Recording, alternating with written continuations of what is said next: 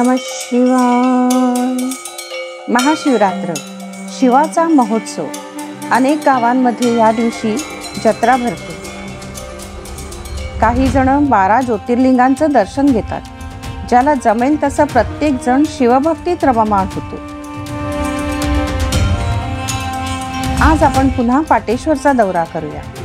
पाटेश्वर शंकराच्या भक्तीने भारलेलं अद्भुत मंतरलेलं पाटेश्वर, पुन्हा पुन्हा यावंसं वाटणारं पाटेश्वर।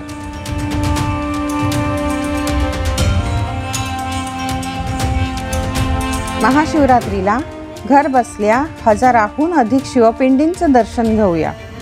पाटेश्वरचं वैशिष्ट्य म्हणजे वेगवेगळ्या आकारात लेण्यांमध्ये मंदिरामध्ये कोरलेल्या शिल्पाकृती बनवलेल्या शिवपिंडी।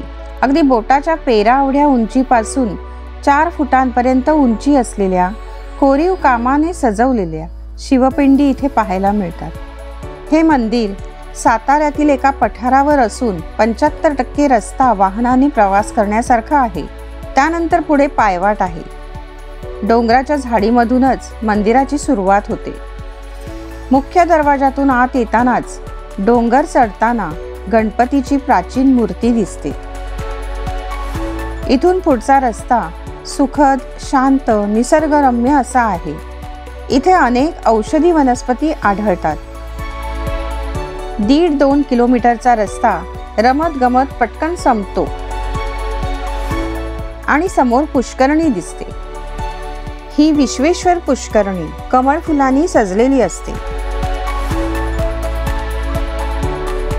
याच्या बाजूनेच पुढे मंदिराकडे जाण्याचा मार्ग आहे। देवळाच्या पायऱ्यांमध्ये दोन्ही बाजूंना कोनाडे आहेत, ज्यात देवी देवतांच्या मूर्ती आहेत, शिवपिंडी आहेत। दिवे ठेवण्यासाठी वेगळे कोनाडेही आहेत। मुख्य मंदिर हे हेमाडपंथी बांधणीचे 18व्या शतकातील आहे।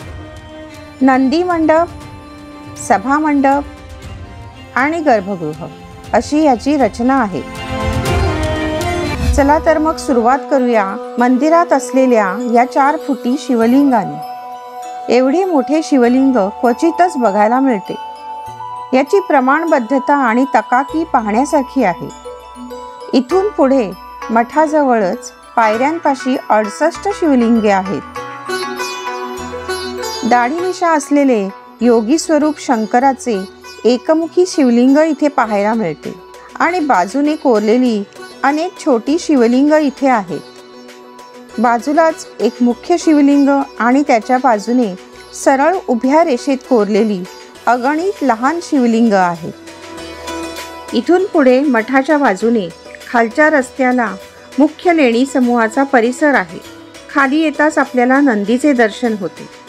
त्यासमोर 3 गुहा आहेत। यात एक गुहा पाण्याने भरलेली आहे। बाकीच्या 2 गुहांमध्ये प्रत्येकी एक मोठ्या शिवपिंडी आहेत। यात एक गुहा पाण्यात तर एक गुहा कोरडी अशी दिसते। नंदीच्या बाजूला देखील एक गुहा आहे। त्यात एक सुंदर अशी बैलासारख्या चेहऱ्यात मानवी मुख असलेली मूर्ती आहे। ही मूर्ती आहे अग्नीची।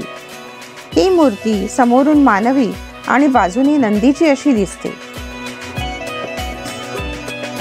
प्रत्येक गुहेमध्ये मुख्य शिवपिंडी मागे काही देवांच्या कोरीव मूर्त्याही आहेत।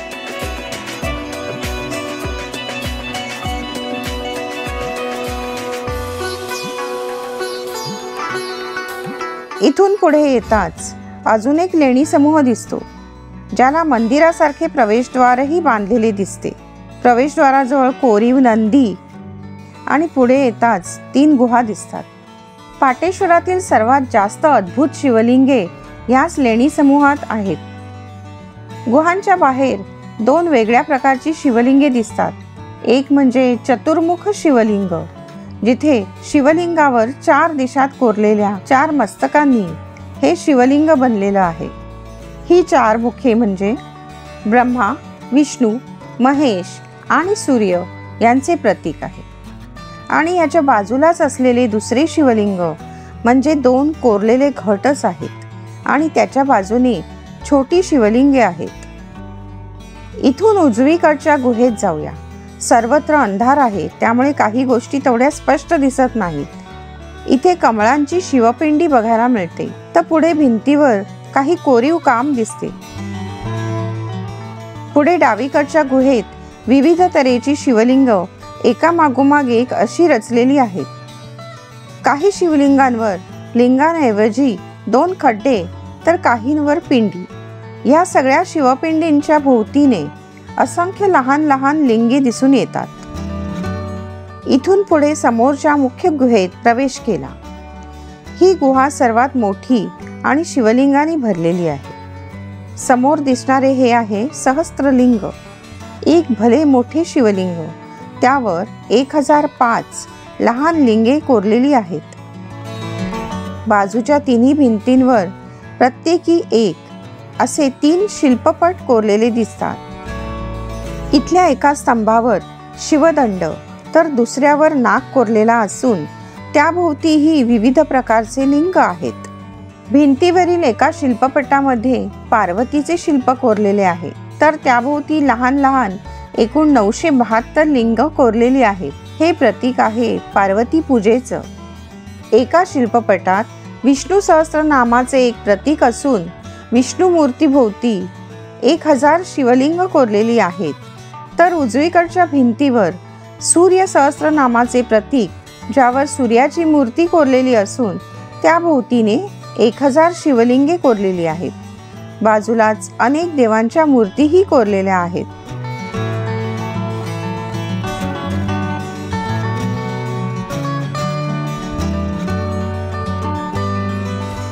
असा हा पाटेश्वर आणि इथल्या अद्भुत लिंग दर्शनाचा प्रवास. एवढ्या दूरवर येऊन इथे फक्त देवदर्शन करून निघून जावं असं वाटत नव्हतं. काही काळ या सुंदर निसर्गरम्य परिसराचा लाभ घेतला. हिरवेगार वातावरण, थोडासा निर्मनुष्य परिसर, पठार, थंड वारा याची मजा काही वेगळीच. आम्ही करोना काळात इथे आलेलो त्यावेळी अगदीच निर्मनुष्य असल्यामुळे फक्त मुख्य मंदिराचे दर्शन घेऊन निघालो होतो. त्याचाही एक व्हिडिओ बनवला आहे. या मंदिरात तशी गर्दी दिसून येत नाही. एकतर खूप लांब आहे आणि वेळेचे नियम आहेत. एकूणच पाटेश्वराच्या अद्भुत लेणी समूहाचे दर्शन घ्यायला आणि इथल्या निसर्गात रमण्यासाठी पुन्हा पुन्हा इथे यायलाच हवं. ओम नमः शिवाय.